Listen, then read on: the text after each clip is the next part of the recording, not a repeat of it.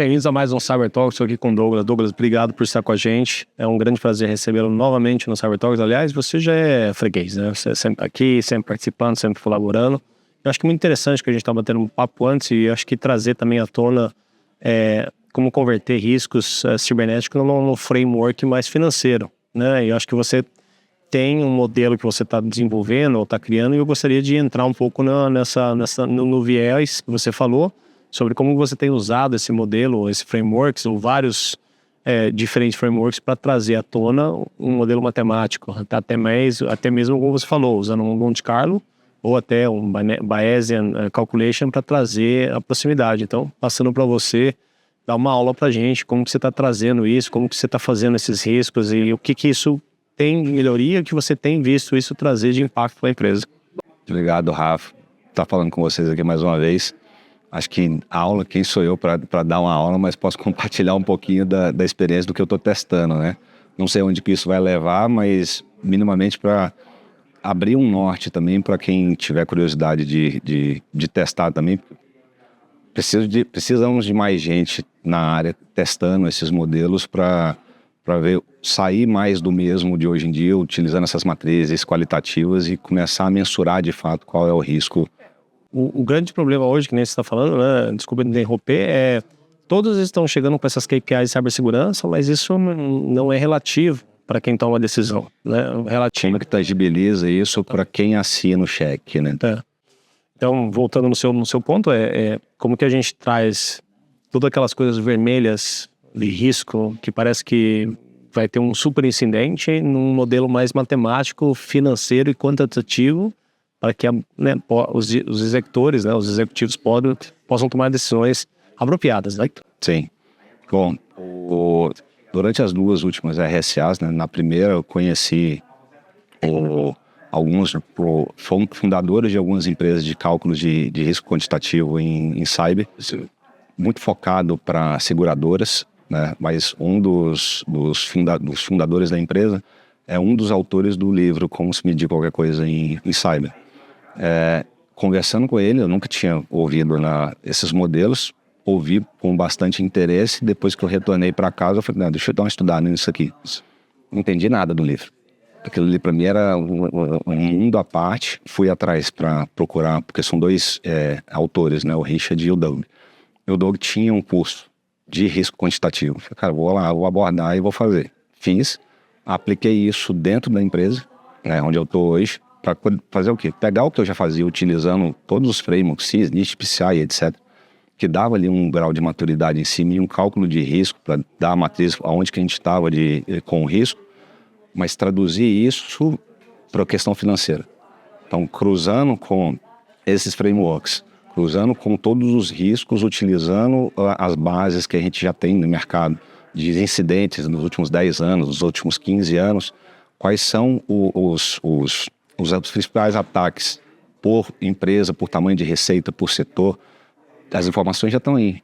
A questão é saber utilizar isso.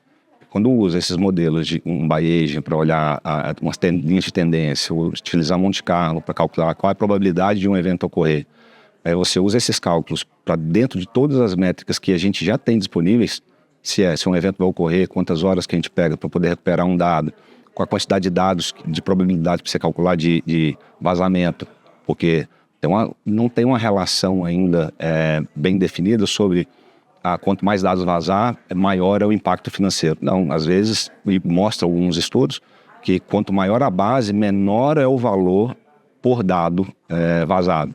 Então, utilizar todas essas bases para poder fazer um cálculo, você consegue direcionar qual é o projeto onde vai ter o maior retorno de investimento, fazendo o cálculo, mostrando o cálculo da curva de perda esperada, porque isso aí toda empresa já tem ali no orçamento qual que é a perda esperada para aquele ano. Mas quando você traduz isso no risco cibernético para dentro desse cenário, aí a conversa com o board é em outro nível, porque eles vão olhar qual é o risco e vão te aprovar o orçamento ou não vão. Ou falar, não, esse apetite a risco que eu tenho. Então você começa a conseguir tangibilizar essa linguagem com o negócio. Bom, tem funcionado lá comigo, mas eu não parei nisso também. Como eu falei, nesse ano eu voltei na RSA, minha agenda foi muito focada nesse público fora. Fiz uma agenda particular fora da RSA, fui nas empresas desses caras para conversar, tá, como é que eu consigo fazer um drill down disso para eu sair do status do que eu fiz lá. Beleza, tirei uma fotografia da empresa, né, de como é que está o risco, mas eu só vou mudar o flag, o cenário, se um projeto for concluído ou não, é 1 ou 0. Vou levar o ano inteiro para poder fazer isso. Tá, como é que eu traduzo isso para usar Monte Carlo e Baeja nos projetos em si, para ver essa linha de tendência, se está tendo uma melhora, se está indo flat ou se está tendo uma piora. Vou fazer uma correção de curso. E é nisso que eu estou aplicando agora e testando alguns modelos, nos cálculos, para poder, e aí nas conversas nos comitês de auditoria dentro da empresa, levar para o board, para assim, a linha de tendência é essa daqui. Porque aí eu consigo pedir alguma priorização dos times envolvidos dentro daquele projeto. Ainda tem muita validação para se fazer, mas está num caminho bom. Descobrindo algumas coisas novas aí, acho que vai dar para dar uma provocada nos colegas aí da área. Legal. Eu fico disponível para que a gente possa apresentar isso talvez numa forma de uma palestra, né? Para que todos possam aprender também e talvez usar o seu modelo talvez até numa fonte GitHub.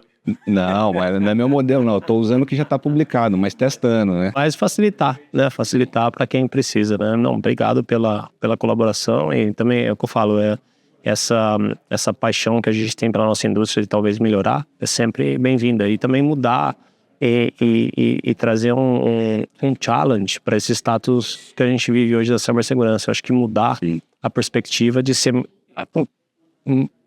mais assim, ter mais poder dentro da board, mas você tem que falar também essa parte do risco financeiro, né?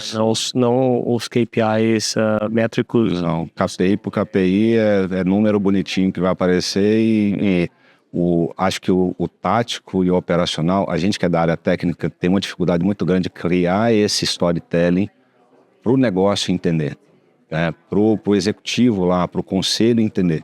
Quando se cria um storytelling, conseguindo, e sem falar sopa de letrinha, e sem falar o techniquez, falando de números mesmo, aí você começa a ser ouvido.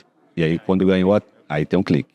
Faz uma diferença danada isso. Não, obrigado por estar com a gente também no nosso Roundtable e no Cyber Talks hoje. Eu que agradeço. Beleza? Valeu. Valeu, mestre. Valeu.